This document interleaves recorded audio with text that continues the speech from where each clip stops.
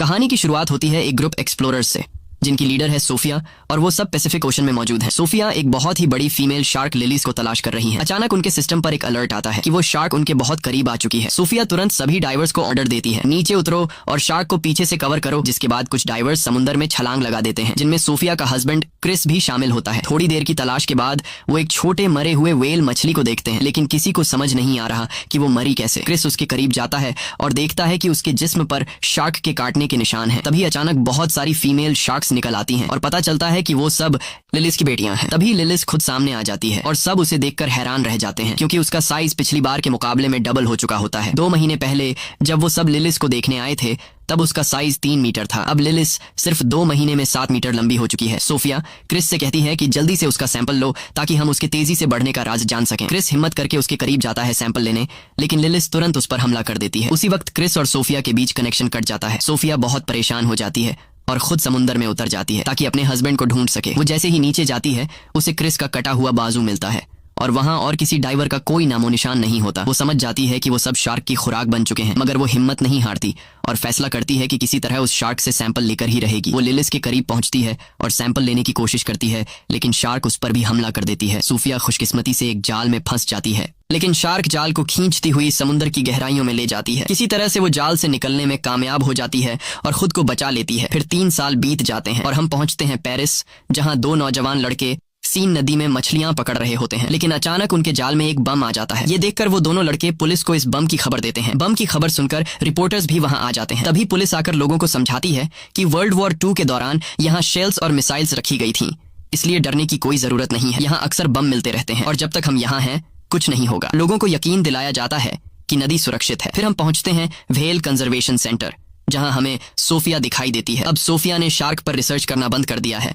और अब वो बच्चों को मछलियों के बारे में जानकारी देती है। लेक्चर के दौरान उसे महसूस होता है कि कुछ लड़के उसका मजाक उड़ा रहे हैं। वो कह रहे होते हैं, कहाँ है वो सैंपल जो तुम्हारे हस्बैंड ने लाया था? क्या वो शार्क उसे मारकर सिर्फ सैंपल ही छोड़ गई? सोफिया बहुत दुखी हो जाती है और लेक्चर छोड़कर बाहर निकल जाती है। तभी एक लड़की नोरा उसे रोकती है और कहती है, मैं तुम्हारी सबसे बड़ी फैन हूँ, मैं तुम्हारे सारे रिसर्चेस को फॉलो करती हूँ, खासकर शार्क वाले। सोफिया कहती है, मैंने वो सब रिसर्च उसी दिन छोड़ दिए थे जब मेरे हस्बैंड की मौत हुई।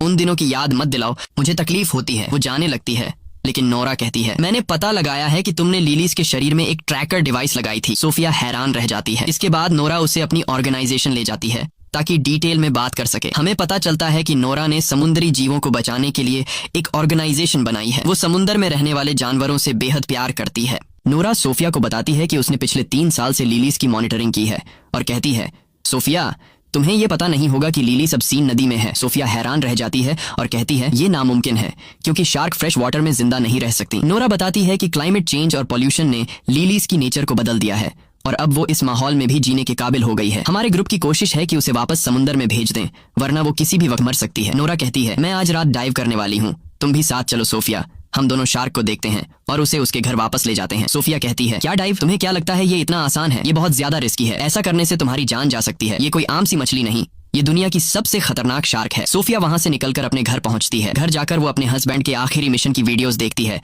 और वो रो पड़ती है, क्योंकि उसी ने अपनी टीम से कहा था कि वो इस मिशन में उनके साथ है। वो गिल्टी फील कर रही होती है क्योंकि वो सब उसकी वजह से मारे गए। दूसरी तरफ हम देखते हैं कि नोरा अपनी दोस्त बिन के साथ सीन नदी में एक बोट पर होती है। नोरा कहती है, क्या तू मेरे साथ नहीं उतरेगी? बिन पानी में उतरने से इनकार कर देती है और कहती है, तू जा, मैं यहाँ तेरा ध्यान रखती हूँ। नोरा अकेले ही पानी में उतरती है और लिलीज को हर जगह ढूंढती है। दूसरी ओर सोफिया सिस्टम में लिलीज की मूवमेंट्स ट्रैक कर रही होती है। वो देखती है कि शार्क नोरा की तरफ बढ़ रही है, जिसके बाद वो पुलिस को कॉल करती है और बताती है कि नोरा अकेले रिवर के पानी में शार्क को ढूंढने गई है। नोरा अब भी शार्क को तलाश रही होती है। फिर वो एक कार के करीब जाती है जिस पर शार्क के अटैक के निशान होते हैं। उसी वक्त उसे पुलिस के सायरन की आवाज आती है, तो वो समझ जाती है कि पुलिस नदी तक पहुंच गई है। वो फौरन पानी से बाहर आती है और भागने की कोशिश करती है, मगर पुलिस उसे पकड़ लेती है क्योंकि इस रिवर में डाइविंग मना है। सोफिया भी उसी वक्त वहां पहुंच जाती है और नोरा को पुलिस के हाथों गिरफ्तार होते हुए देखती है, मगर वो कुछ नहीं कर सकती। पूरी रात वो नदी के पास खड़ी रहती है लिलीज की मूवमेंट्स को ट्रैक करने के लिए। अगले दिन नोरा अब भी पुलिस स्टेशन में होती है, क्योंकि वो कुछ भी बोलने को तैयार नहीं होती कि वो नदी में क्यों गई थी। वो सिर्फ कहती है, बस यार मैं तो नहाने गई थी। इंस्पेक्टर का नाम आदिल होता है। वो कहता है, तुम यहाँ से बाहर तभी निकलोगी जब सच बोलोगी। नहाने की कहानी छोड़ो, हमें बेवकूफ समझा है क्या? नोरा कहती है, सुनो भाई, मैं शार्क ढूंढने गई थी। आदिल हंसता है, क्या तू मेरे साथ मजाक कर रही है? नदी में शार्क? ये तो जहरीला पानी है। और फिर वो यहाँ आई कहाँ से? तुमने मुझे बेवकूफ समझा है? नोरा कहती है, मेरा यकीन करो, मैं पानी में शार्क को ढूंढने गई थी, लेकिन अफसर मानने को तैयार नहीं था। दूसरी तरफ सोफिया अब भी उसी जगह पर मौजूद होती है जहां कल रात थी।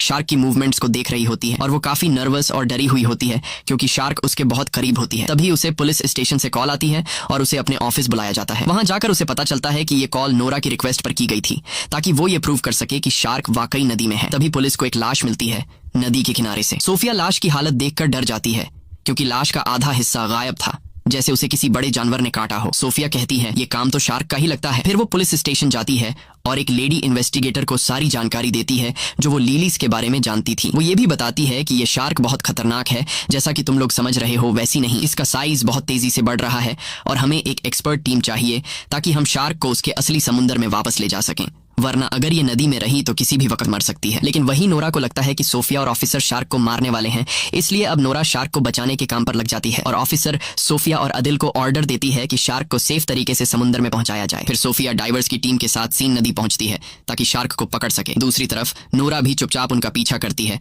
और दूर से शार्क की मूवमेंट्स को देखती रहती है। सोफिया और उसकी टीम ट्रैकर के जरिए लिलीज की लोकेशन फिक्स कर लेते हैं। डाइवर्स जल्दी से सूट पहन के नदी में उतर जाते हैं। नोरा को लगता है कि वो लिलीज को मार देंगे तो फौरन अपनी दोस्त बिन को कॉल करती है और कहती है कि वो ट्रैकर सिस्टम हैक कर दे ताकि डाइवर्स शार्क की लोकेशन ट्रेस न कर सकें। बिन उसकी बात मान लेती है और सिस्टम बंद कर देती है। तभी डाइवर्स पानी में लिलीज को तलाश करते रहते हैं और वो लिलीज के काफी करीब होते हैं। उन्हें उसकी मूवमेंट का एहसास होने लगता है। तभी ट्रैकर अचानक बंद हो जाता है और वो उसका लोकेशन नहीं जान पाते। वो सब जल्दी से ऊपर आ जाते हैं इससे पहले कि शार्क उन्हें मार डाले। आदिल हैरान रह जाता है कि ट्रैकर अचानक कैसे बंद हो गया और वो सोफिया से कहता है मुझे लग रहा है कि ये सब तुम्हारा किया धरा है। कसम से अगर कंफर्म हो गया कि तूने ये किया है तो ये तेरे लिए जिंदगी का आखिरी दिन होगा। सोफिया उसकी बातों से नाराज हो जाती है और वहां से चली जाती है और इत्तेफाक से वो नोरा को दूर से देखती है जो छुप के सब कुछ देख रही होती है। तो वो फौरन समझ जाती है कि उसी ने ट्रैकर का सिस्टम खराब किया है। रात को आदिल अपनी अफसर से बात कर रहा होता है और कहता है कि हमें दरिया के आसपास सब रुकावटें लगा देनी चाहिए जब तक हम उस शार्क तक नहीं पहुंचते। तो वो कहती है कि हम नदी का किनारा बंद नहीं कर सकते क्योंकि कुछ दिनों बाद यहाँ एक बहुत बड़ा रेस फेस्टिवल शुरू होने वाला है जिसे हम किसी भी हालत में रद्द नहीं कर सकते। पता चलता है कि ये फेस्टिवल एक बड़ी स्विमिंग रेस है जो सीन नदी में होने वाली है और इसमें देश के सबसे प्रोफेशनल स्विमर हिस्सा लेने वाले हैं। जाहिर है कि सिटी मेयर इस फेस्टिवल को कैंसिल नहीं करेगी क्योंकि इस पर $1 अरब से ज्यादा डॉलर खर्च हो चुके हैं। आदिल बहुत मायूस हो जाता है और सोफिया के बारे में सर्च करता है और उसे सब कुछ पता चल जाता है कि उसके आखिरी मिशन के बाद क्या हुआ था। उसका हस्बैंड और पूरी टीम मर गई और वो अब भी खुद को कसूरवार मानती है। आदिल बहुत दुखी होता है कि उसने उसके साथ सख्त बात की और उसे नाराज करके भेज दिया। अगले दिन नूरा एक वीडियो बनाती है जिसमें वो शार्क के साथ हो रहे जुल्म पर बात करती है। वो कहती है कि हर साल लाखों शार्क मार दी जाती हैं ताकि ब्यूटी प्रोडक्ट्स और अमीरों के खाने बन सकें। ये क्रिएचर भी इंसानों की तरह जीने का हक रखती है। वो अपने जैसे नौजवानों से कहती है कि वो उसकी ऑर्गेनाइजेशन में शामिल हों और लेलिस शार्क को समंदर वापस पहुंचाने में मदद करें। सरप्राइज ये होता है कि वीडियो को लाखों व्यूज मिलते हैं और उसकी टीम में सैकड़ों नौजवान शामिल हो जाते हैं। सबका एक ही मकसद होता है, लेलिस को सलामती से समंदर तक वापस ले जाना। फिर आदिल सोफिया से मिलता है और कहता है मैं माफी चाहता हूँ अपनी बदतमीजी के लिए और वादा करता हूँ कि मैं तुम्हें सिटी मेयर से मिलवाऊंगा। तुम उसे सब कुछ समझाओ। जिसके बाद आदिल सोफिया को मेयर से मिलवाने ले जाता है। सोफिया मेयर को सारा किस्सा सुनाती है और स्विमिंग रेस बंद करवाने की रिक्वेस्ट करती है, मगर मेयर कहती है कि हजारों फौजी वहां पर मौजूद होंगे और फेस्टिवल अपने टाइम पर ही स्टार्ट होगा। कोई शोर शराबा नहीं चाहिए। सोफिया गुस्से में आकर कहती है ये फेस्टिवल कैंसिल होना चाहिए वरना तुम सैकड़ों लोगों को मौत के मुंह में भेज दोगी। अगर वो लोग नदी में उतरे तो लेलिस एक एक करके सबको खा जाएगी और तुम्हें अंदाजा भी नहीं है कि लेलिस दुनिया की सबसे खतरनाक शार्क है जिसे कोई भी काबू नहीं कर सकता। मेयर कहती है देखो बहन, साफ साफ बात सुन लो, फेस्टिवल कैंसिल नहीं होगा। सरकार ने $1 मिलियन खर्च किए हैं इस पर। फिर मेयर पुलिस को ऑर्डर देती है कि किसी भी कीमत पर उस शार्क को मार दिया जाए। पुलिस सोफिया से मदद मांगती है तो सोफिया कहती है मैं एक प्लान बनाऊंगी कि हम उसे नदी से निकालकर समंदर ले जाएं, मगर उसे मारा नहीं जाएगा। वो एक प्लान बनाती है जिसमें खास फ्रीक्वेंसीज के जरिए शार्क को ट्रैप किया जाएगा और थोड़ी देर के लिए बेहोश करके उसे समंदर में शिफ्ट कर दिया जाएगा। मगर प्लान शुरू होने से पहले बेन आ जाती है और वो मान जाती है कि उसने ही ट्रैकर सिस्टम खराब किया था और अब उसे पछतावा हो रहा है। लेकिन मसला सिर्फ ये नहीं, नूरा ने लेलिस का लोकेशन ट्रेस कर लिया है और वो आज ही उसे समंदर की तरफ ले जाने का प्लान बना रही है। वो बताती है कि शार्क इस वक्त सीवरेज के टैंक के पास है। वो सोफिया और पुलिस से कहती है कि वो नूरा को रोकें क्योंकि वहाँ कुछ नौजवान भी मौजूद होंगे जो नूरा को सपोर्ट करने आए हैं और वो जगह बहुत खतरनाक है क्योंकि वो सीवरेज एरिया बहुत तंग है। सोफिया कहती है अच्छा हुआ तुमने हमें ये बताया और वो यकीन दिलाती है कि वो अपनी दोस्त को बचाएंगी। रात को हम देखते हैं कि नूरा, बेन और ऑर्गेनाइजेशन के बाकी लोग सीवरेज एरिया में पहुंच चुके हैं और मिशन के लिए तैयार हो रहे हैं। बेन थोड़ी नर्वस लग रही होती है जैसे कुछ छुपा रही हो, मगर वो कहती है मैं बस तुम्हारे लिए परेशान हूँ। फिर नूरा पानी में उतरती है ये साबित करने के लिए कि शार्क इंसानों के लिए खतरनाक नहीं होती। अब वो लेलिस का इंतजार करने लगती है। उसी वक्त सोफिया, आदिल और पुलिस वहां पहुंच जाते हैं और उससे कहते हैं फौरन पानी से बाहर आओ। मगर वो लड़की जिद करती है कि वो मिशन पूरा करेगी। सोफिया उस पर चिल्लाती है, जो तुम कर रही हो वो गलत है, ये शार्क तुम्हारी सोच से भी बड़ी है, वो तुम्हारा सोनार डिवाइस और तुम्हें जिंदा खा जाएगी। इसी वक्त नूरा के पास एक शार्क नजर आती है। सोफिया फौरन समझ जाती है कि ये छोटी शार्क लेलिस की बेटी है, लेकिन नूरा बहुत एक्साइटेड होती है और शार्क के करीब जाती है और उसे छूने लगती है ताकि सोनार डिवाइस से उसका पता लगा सके। तभी अचानक आदिल पानी में छलांग लगा देता है ताकि नूरा को बचा सके, लेकिन अचानक शार्क गुस्से में आ जाती है और नूरा पर हमला कर देती है और उसे निगल जाती है। उसी समय पूरे इलाके में हलचल मच जाती है और सभी नौजवान डर के मारे वहां से भागते हैं और उनका जो फालतू सा प्लान था शार्क्स को बचाने का, वो इन्हें ले डूबता है। अब हर एक बंदा खुद को बचाने की कोशिश में लगा हुआ था, लेकिन बदकिस्मती से जगह तंग होती है और काफी लोग पानी में गिर जाते हैं और लेलिस और उसकी बेटी उन्हें मार देती है। हर तरफ पानी में इंसानों के टुकड़े नजर आ रहे थे। सारा पानी खून से लाल हो गया था। जैसे तैसे करके स्विमर थोड़े बहुत लोगों को बचा लेते हैं, लेकिन ज्यादातर लोग वो होते हैं जिनके हाथ या टांगें कट चुकी होती हैं, यानी वो सिर्फ बचा हुआ शरीर वापस ले आते हैं। फिर सब जख्मियों को पीरिस के हॉस्पिटल ले जाया जाता है, जहां सोफिया शॉक में खड़ी होती है और यकीन नहीं कर पा रही होती कि क्या हुआ। वो रोने लगती है, अपने शौहर और पुरानी टीम को याद करती है। तभी आदिल उसके पास बैठता है और उसे तसल्ली देता है। कुछ देर बाद आदिल और सोफिया को सीवरेज एरिया में बुलाया जाता है। जब वो वहां पहुंचते हैं तो लेलिस की बेटी की लाश मिलती है। उसे लैब ले जाया जाता है ताकि सोफिया उस पर रिसर्च करे, शायद कोई क्लू मिल जाए। उसी समय सोफिया को पता चलता है कि ये शार्क सिर्फ 2 महीने की है और वो प्रेग्नेंट भी है, और सोफिया को लेलिस की बढ़ती हुई ग्रोथ का भी पता चल जाता है। हैरान करने वाली बात ये होती है कि ये फीमेल शार्क बिना किसी मेल शार्क के कोलैब किए बच्चे पैदा कर सकती है, यानी बिना नर के खुद ब खुद बच्चे देना। सोफिया समझ जाती है कि ये शार्क बहुत बड़ी आफत है, क्योंकि लेलिस की तादाद कुछ महीनों में बहुत ज्यादा बढ़ जाएगी और ये इंसानों के लिए बहुत बड़ा खतरा बन सकता है। इसीलिए लेलिस और उसकी सारी नस्ल को खत्म करना बहुत जरूरी है, वरना वो इंसानों को खत्म कर देगी। अगले दिन सोफिया और उसकी टीम मेयर के ऑफिस पहुंचती है और उसे सारी नई जानकारी देती है। मेयर बहुत नाराज होती है क्योंकि मिशन नाकाम हो चुका होता है और स्विमिंग फेस्टिवल स्टार्ट होने में सिर्फ कुछ ही घंटे बाकी होते हैं। वो कहती है कि किसी भी तरह इस शार्क को मारो। सोफिया उस पर गुस्सा करती है और कहती है, तुम्हारे लिए पैसे ज्यादा अहम हैं या लोगों की जानें? मेयर गुस्से में कहती है, बाहर निकलो यहाँ से। और फिर वो फैसला करती है कि शार्क को मारने की जिम्मेदारी अब फौज को दी जाएगी। फिर सोफिया और आदिल कैफे में बैठे बात कर रहे होते हैं। सोफिया कहती है, अगर फेस्टिवल को ना कैंसिल किया गया तो बहुत बड़ी तबाही हो जाएगी, क्योंकि मेयर पैसों की भूखी है और मुकाबला हर हाल में कराएगी। आदिल कहता है, चलो मिल के दुनिया बचाते हैं। वो दोनों प्लान बनाते हैं कि वो मेयर के बिना शार्क्स को मारेंगे। फिर आदिल अपने दोस्तों से बात करता है और उनसे मदद मांगता है। सब दोस्त राजी हो जाते हैं और एक टीम बनाते हैं। पहला काम ये होता है कि 2 बम एक्सपर्ट्स को बुलाया जाए ताकि वो पानी में डायनामाइट लगाए और उसी से लेलिस को मारा जाए। फेस्टिवल के दिन सोफिया, आदिल और पूरी टीम नदी में गोता लगाती है और शार्क्स की तरफ बढ़ते हैं ताकि बम खास उनके घर में लगा दें। उधर मेयर मेला ओपन कर रही होती है।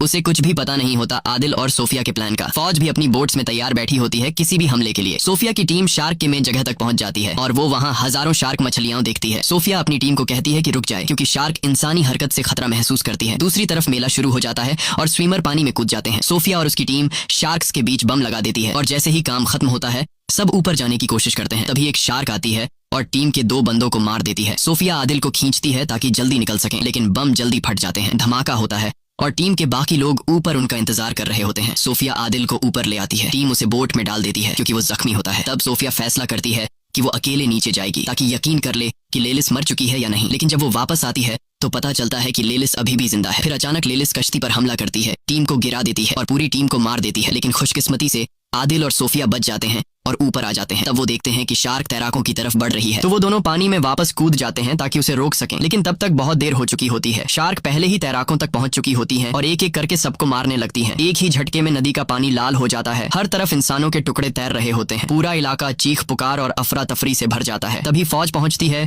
और लेलिस पर गोलियां चलाती है, लेकिन उन गोलियों का उस पर कोई असर नहीं होता। सबसे बड़ा खतरा ये होता है कि नदी के नीचे कई बम पहले से लगे होते हैं। अगर कोई गोली उन पर लग गई तो पूरा शहर उड़ जाएगा। और फिर वही होता है, एक गोली बम से टकरा जाती है और जोरदार धमाका होता है। पूरा शहर तबाह हो जाता है। धमाके की वजह से एक भयानक सुनामी आती है जो पूरे शहर को बहा ले जाती है। कई लोग डूबकर मर जाते हैं, जिनमें सोफिया और आदिल भी होते हैं। सोफिया पानी की सतह पर आती है और बेहोश आदिल को देखकर किसी सुरक्षित जगह ले जाती है। दोनों एक लोहे के बड़े टुकड़े पर चढ़ जाते हैं। कुछ देर बाद आदिल को होश आता है और वो पूछता है, हम कामयाब हो गए? शार्क मर गई ना? सोफिया उसकी तरफ देखती है। उसकी आंखों में आंसू होते हैं, लेकिन वो कुछ नहीं बोलती। आदिल चारों तरफ देखता है और सदमे में चला जाता है। पूरा पेरिस शहर डूब चुका होता है और हर तरफ शार्क मछलियां तैर रही होती हैं।